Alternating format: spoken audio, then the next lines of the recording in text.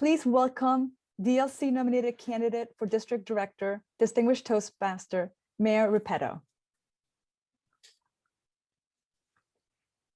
Question number 1. What is your vision for how you and your team will achieve the district mission? So my vision is unity. When people focus together and understand the common goal and agree that that's the common goal, everything can happen. Putting a man on the moon, being distinguished, it really will depend on making sure that the leadership team is aligned and supportive of each other. Thank you. Question number 2. What can you and your district do to get more members excited about being part of the leadership process? You know, I have a lot of thought about that. I think one of the reasons I was reluctant to step into leadership was the perception that it was a lot of work with no pay. And I think that I've come to realize, especially this last year as a division director, that I have really enjoyed working with my team, that it isn't work when it's fun.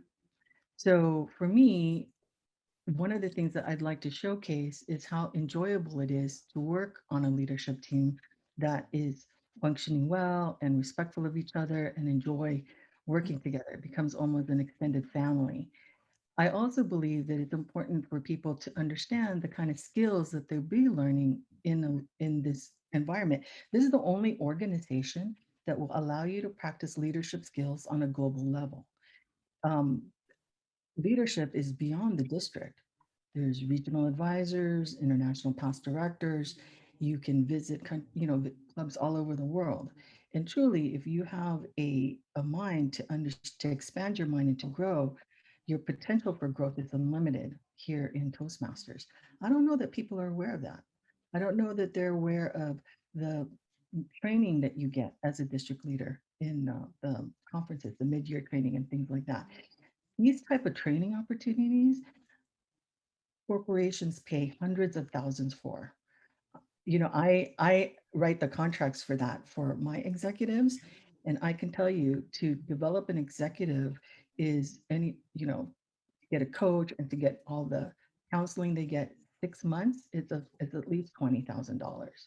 And when you participate as a district leader in Toastmasters, you're getting that training for free and the actual ability to practice it on the court so that you can practice it before you have to actually utilize it in your workplace so that you're prepared and you're equipped for your promotions. I don't think that's what I think people don't understand.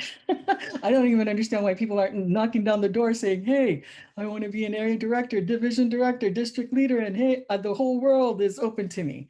I think that I think that's the exciting part. I've been a Toastmaster for almost 30 years. I didn't even realize what kind of training is available at that level. Thank you. Question number 3. Tell us about a time when you chose to do something that, although not best for you and your personal goals, met the needs of others. What made you decide to act in their best interest while sacrificing your own? So this is, my leadership model is servant leadership. That means that I lead basically from behind. I constantly look at what is best for the group or maybe the person I'm mentoring, and will always choose what's better for them than what's to my advantage.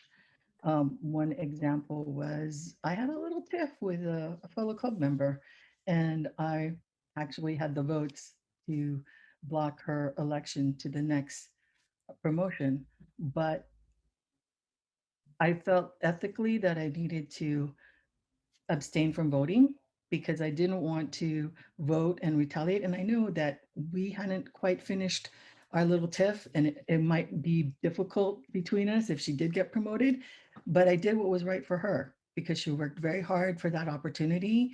And I'm not someone to block someone from growing. So I did abstain from voting. She did win. We had a little tiff that we're still working out, but I can feel good about that because I see how much growth she's gone through, and she really deserved that opportunity. So that's just my style. I will always pick the other person above me because I think as a leader, um, that's sort of my mandate, the good and the welfare of those that I lead. Thank you. Question number 4. How can we ensure district leaders fully understand how to prepare and manage their operations budget? Well, I think that when you sit down and look at budget, you you have to really understand why you're spending the money and the result that you want to achieve out of that.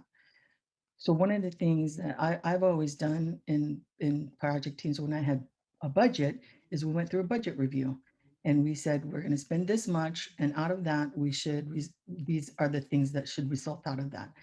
And then we do a check-in. Are we on track? Are we off track? Are we, and if we are going to fall short, meaning we overspend our budget, we either go get more money or we adjust our ambitions to make sure that we stay within budget. I am proud to say in my workplace, I've never gone over budget. Thank you. Question number 5. What procedures should be implemented to ensure district leaders are conducting themselves according to our core values? Oh, I see the red. Sorry about that. Thank you, Mayor. Thank you, District Director Candidate Mayor Repetto.